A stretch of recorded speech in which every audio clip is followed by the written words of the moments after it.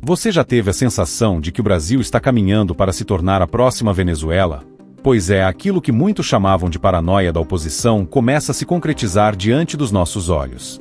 E quem está soando o alerta não é qualquer um, é o presidente americano Donald Trump, em uma carta enviada diretamente ao governo Lula, na qual critica duramente as ações do Executivo e do Supremo Tribunal Federal. A mensagem, curta e direta, foi um recado claro: o Brasil saiu da linha. Durante muito tempo, dizer que o Brasil poderia seguir o caminho da Venezuela era motivo de chacota por parte da esquerda. Agora, o cenário mudou. A consolidação de um poder concentrado entre STF, Executivo e um Congresso cada vez mais enfraquecido está chamando a atenção de parlamentares, da imprensa internacional e de governos democráticos. A interferência do Judiciário nas decisões do Legislativo, como no caso da regulação da internet, é vista como um sintoma grave de autoritarismo. Não estamos falando mais de opiniões isoladas. Nos Estados Unidos, deputados já falam abertamente sobre sanções ao Brasil. Na Espanha, o governo se recusou a extraditar o jornalista Osvaldo Eustáquio, mesmo com a pressão do STF. O que isso revela? Que a comunidade internacional começa a enxergar o que muitos brasileiros já perceberam: a democracia no Brasil está em risco. E não para por aí. A aproximação de Lula com ditaduras como Venezuela, Irã, Rússia e China reforça ainda mais a imagem de um país que se afasta do Ocidente democrático e se alinha com regimes autoritários. Não é coincidência.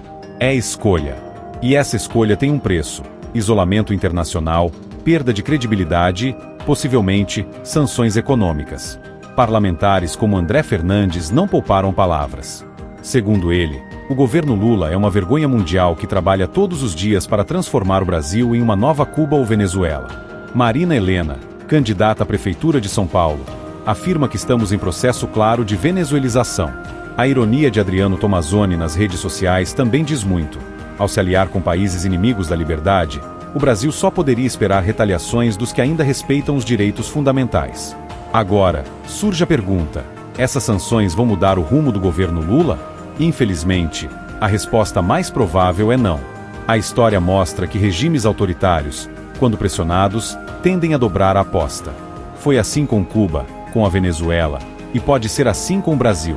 Cientistas políticos alertam que, ao invés de recuar, esses governos usam a narrativa do nós contra eles para legitimar ainda mais seus abusos. E aqui, no Brasil, essa narrativa já está em curso. Com a popularidade em queda, desgastes com o Congresso e escândalos como o do INSS, Lula vê no STF um parceiro estratégico para manter sua base de poder.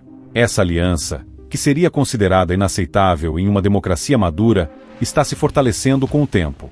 E, diante das críticas internacionais, a resposta pode ser justamente o aumento da censura, o fechamento ainda maior do regime e o uso de uma retórica nacionalista para justificar abusos.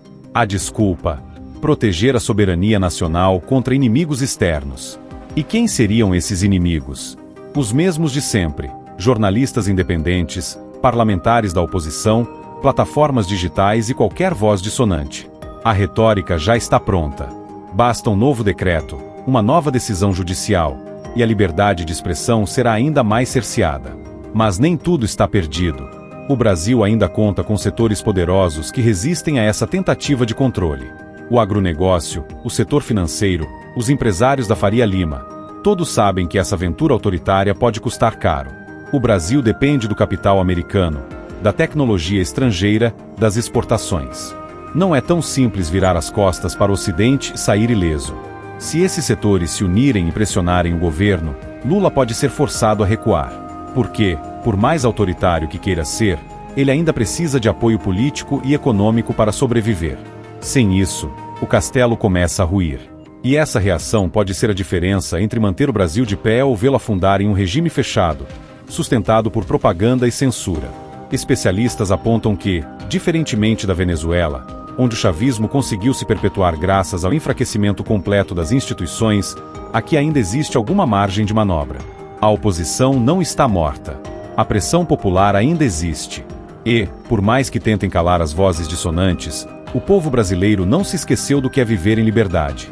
Lula, ao insistir nesse caminho, pode estar dando um tiro no próprio pé. Se continuar se afastando do Ocidente e apostando em alianças com regimes ditatoriais, corre o risco de perder não só apoio internacional, mas também a sustentação interna. E quando isso acontece, nem mesmo a força do STF é capaz de salvar um governo desacreditado. A comparação com a Venezuela pode não ser exata, mas é um aviso, um alerta vermelho de que estamos flertando perigosamente com o autoritarismo. E se a sociedade não reagir agora, amanhã pode ser tarde demais. Você acha que Lula e o STF estão, de fato, levando o Brasil para um regime autoritário? Ou tudo isso é exagero da oposição? Deixe sua opinião nos comentários e não se esqueça de curtir e compartilhar este vídeo. Se você é do tipo que gosta de estar sempre por dentro do que realmente acontece na política do Brasil e do mundo, sem filtro, sem rodeio, já se inscreve aqui no canal, ativa o sininho e fica com a gente, porque aqui a verdade tem vez e voz.